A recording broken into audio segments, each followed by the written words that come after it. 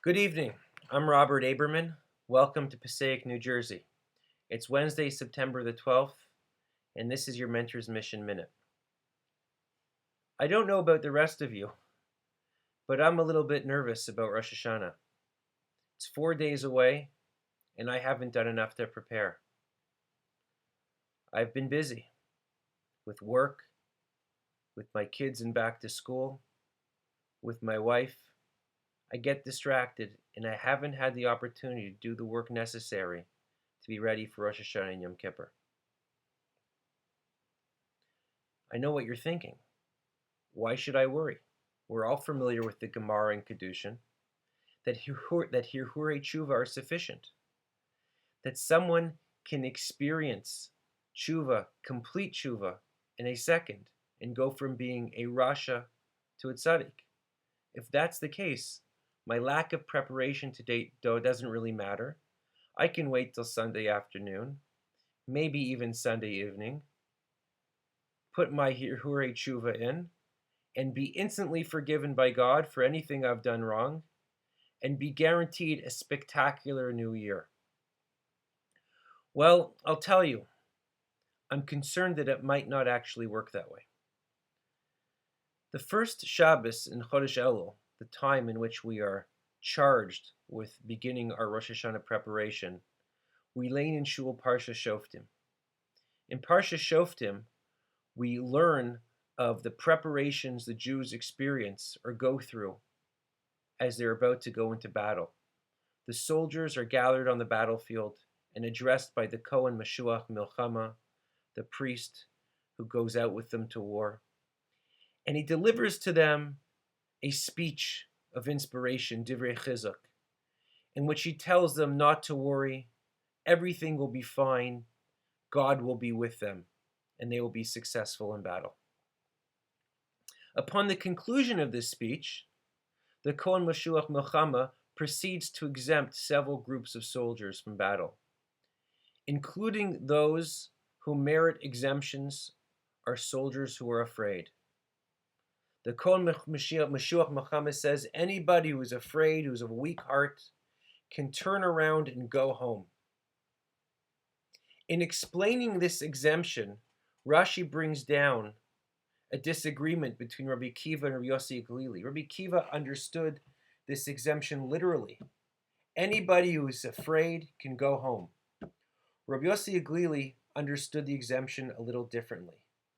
He believed that this fear wasn't fear of war, but was fear of Averas. The soldier was afraid of his Averas, that as a result of his sins, he wouldn't merit divine protection on the battlefield and would not return home successful. Certainly, Rabbi Yossi Aglili is familiar with the Gemara and Kedushin. He knew that Hirhurei Tshuva were effective in turning the Rasha to a tzaddik instantaneously. Why didn't the Kohen Meshuach Milchama simply advise those who were afraid to do tshuva and go out to battle and everything would be fine? Clearly, something must be missing from that type of tshuva. I say clearly because that's my understanding. Of course, I could be wrong. But if something is missing, what's missing?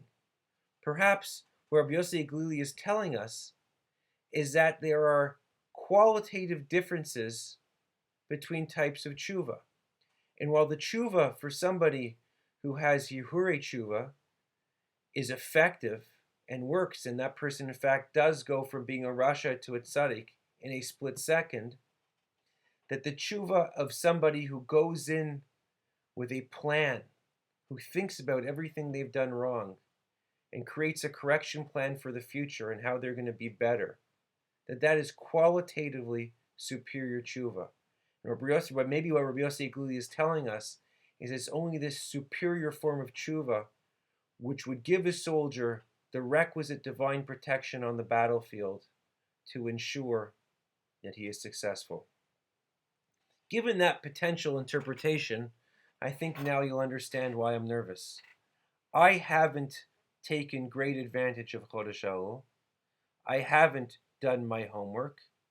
And in 4 days from now, if things stay the same, the only thing that I will have left is Yehurei Tshuva, thoughts of Tshuva at the last minute, which I'm told will be effective, but which perhaps are qualitatively inferior.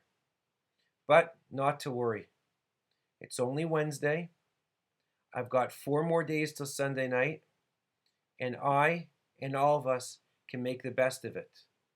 We can think about those 1 or 2 things that we need to do better for the upcoming year, make a plan for how we're going to do them better, and that way we know that when we go to shul on Sunday night, we will be guaranteed a new year of success, of health, of happiness, and closeness to Kodesh Baruch Hu.